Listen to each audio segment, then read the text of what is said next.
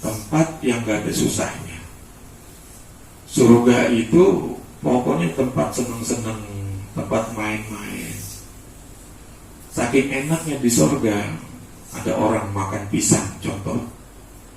Makan pisang, kulitnya dibuang. Makan pisang, kulitnya dibuang. Saking enaknya pisangnya di surga tuh, buah-buahan di surga, dia gak kerasa kulitnya itu udah segunung. Gak taunya dia makan pisang itu udah banyak. Dilihat ke belakang, kulitnya pisang yang dia makan itu banyaknya udah segunung. Karena apa? Pisangnya di sorga dimakan, pisang pertama enak, makan lagi pisang yang kedua rasanya nambah enak, pisang yang ketiga nambah enak, nambah enak, nambah enak. Di sorga nih, siapa yang suka ayam goreng di sini? Saya. Angkat tangan. Berarti saudaranya Ipin Upin. Ya. Nah, ada ayam lagi lewat. Si Raihan, oh ayam goreng dikecapin, enak nih. Baju hitam, peci hitam. Ini udah jadi ayam goreng nih. Ayamnya lagi lewat, tiba-tiba terbesit dalam hati pengen ayam goreng. Tiba-tiba ayamnya yang lewat tadi udah jadi ayam goreng matang. Dimakan, habis tulangnya dibuang. Tulangnya itu langsung berubah lagi jadi ayam kembali. Itu enaknya surga tuh. Nah, surga itu tempat kenikmatan, gak ada susah. Buat dapetinnya gimana? Kita di dunianya kudu susah dulu. Bangun malam jam 3 enak-enak tidur, dibangunin ngantuk-ngantuk. Emang begitu ahli surga. Capek di dunia, susah di dunia, masuk kubur seneng selamanya. Enakan seneng di dunia apa susah di akhirat? Susah di dunia. Di akhirat itu tinggal senengnya. Ada bidadari, cakep banget. Saking cakepnya, wah, Baihaqi ngeliatin tuh bidadari. Bengong, karena nggak pernah lihat bidadari secakep itu di dunia. Kalau di dunia secakep-cakepnya wanita, keteknya bau. Bener nggak? Iya. Secakep-cakepnya wanita di dunia, keteknya bau. Kalau di sorga, keteknya bidadari, keringatnya bidadari itu jadi parfum, jadi minyak wangi. Di sono ahli sorga ada yang kentut nggak? Ada yang pipis nggak? Ada yang pup nggak? Nggak ada. Karena apa? Kalau di dunia kita makan harus dibuang, pup, pipis. Kalau di sorga ngebuangnya itu lewat keringat. Jadi lewat keringat udah nggak ada lagi pipis, nggak ada lagi pup, nggak ada lagi buang angin. Dibuang makanan yang disari itu lewat keringat. Keringatnya ini menjadikan parfum. Tiba satu ketika ada ahli sorga. Kok ini sorga jadi harum, wangi? Nggak pernah tercium wangi yang seperti ini sebelumnya. Akhirnya dia tanya malaikat, malaikat, apa yang menyebabkan ini sorga saya jadi begitu wangi ini? Kata malaikat, ketahuilah, ini yang menyebabkan sorga kamu wangi, keringatnya penduduk sorga yang ada di atas kamu. Jadi sorga itu bertingkat. Ada tingkat 7, tingkat 6. Yang tingkat 1 nih kok tiba-tiba wangi. Nggak taunya apa? Sorga yang di tingkat 1 ketetes dengan keringatnya ahli sorga yang ada di tingkat 2. Jadi yang tingkat 2 keringatnya ngucur, netes ke sorga yang pertama jadi wangi. Makanya ahli sorga itu mahal. Jangan kalian ini pinter, jangan kalian ini cerdas cuma buat nyari dunia. Les, rajin, ngaji belentang-belentong si Irfan. Zaki, ngaji yang benar. Ngaji yang benar. Jangan ngaji ini gara-gara pengen jadi ketua rois.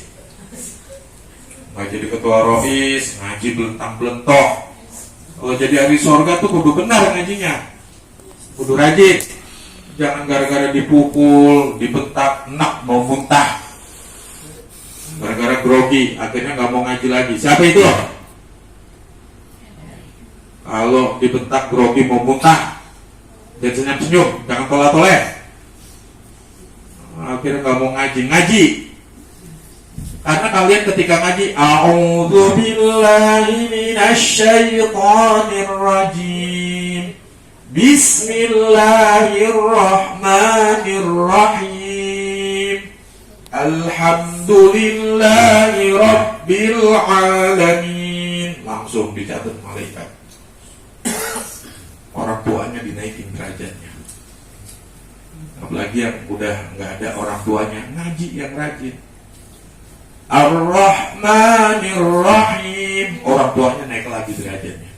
Maliki Yaumiddin, naik lagi. Makin kamu sering ngaji, orang tua kamu tinggi derajatnya sampai dekat dengan Allah Subhanahu.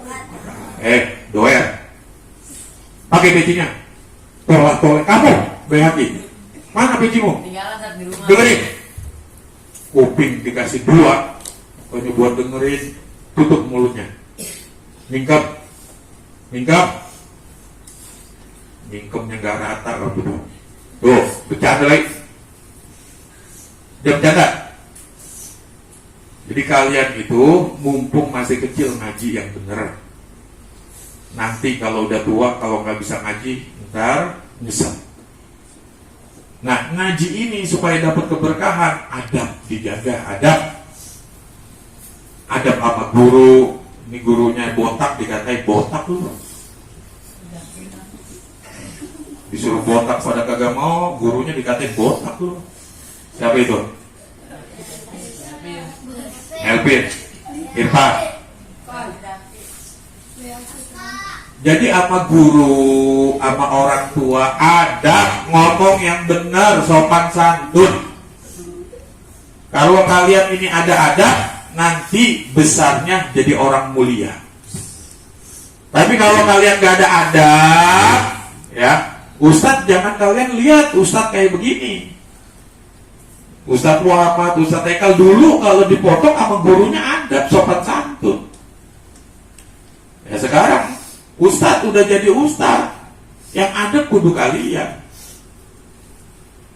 Ustadz bisa punya murid, mungkin karena adab Ustadz sama guru Ustadz. Allah ridho dikasih murid.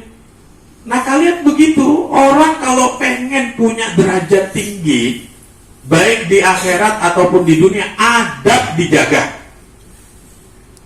Sopan santun. Paham ini? Kalau kalian adab sama guru, maka akhirat kalian akan baik.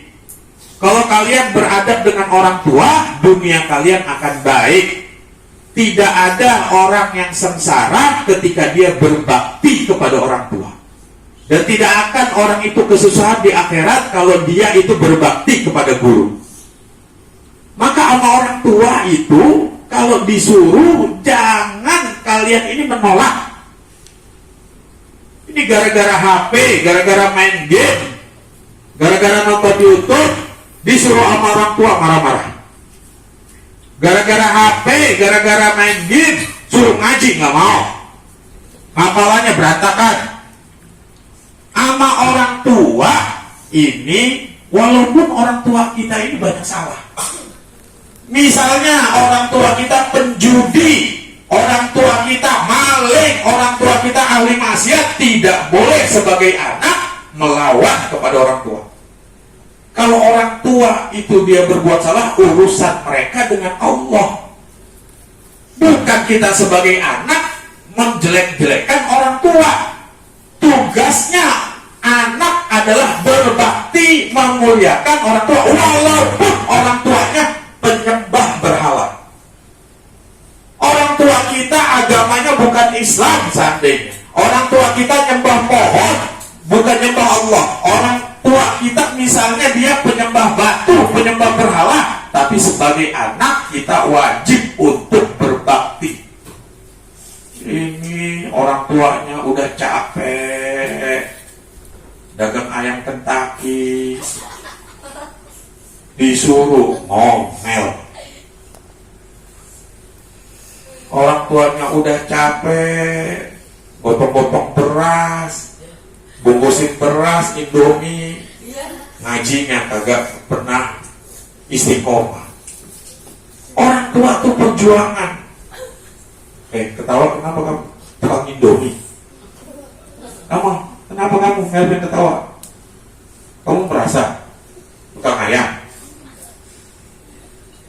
Kamu kenapa Mario? Ini ayamnya lepas. Jadi sekali lagi, seburuk-buruknya orang tua itu adalah semulia-mulianya makhluk bagi kita. Orang tua itu adalah jimat. Kalau kalian nanti pengen ya hidupnya tuh ketika di dunia nggak ada susahnya, berbakti sama orang tua. Nanti permasalahan apapun, ekonomi apapun, kalau orang yang ketika orang tuanya ini senang, ridho, maka dia hidup di dunia ini pasti enak. Begitupun ketika dia pengen di akhiratnya ini enak, maka gurunya dibuat ridho, gurunya kudu dibuat senang. Kalau kalian nanti jadi anak nyenengin orang tua, maka ketika kalian punya anak, kalian akan disenangi dengan anaknya. Ketika kalian jadi murid kok nyenengin gurunya, maka ketika kalian nanti punya murid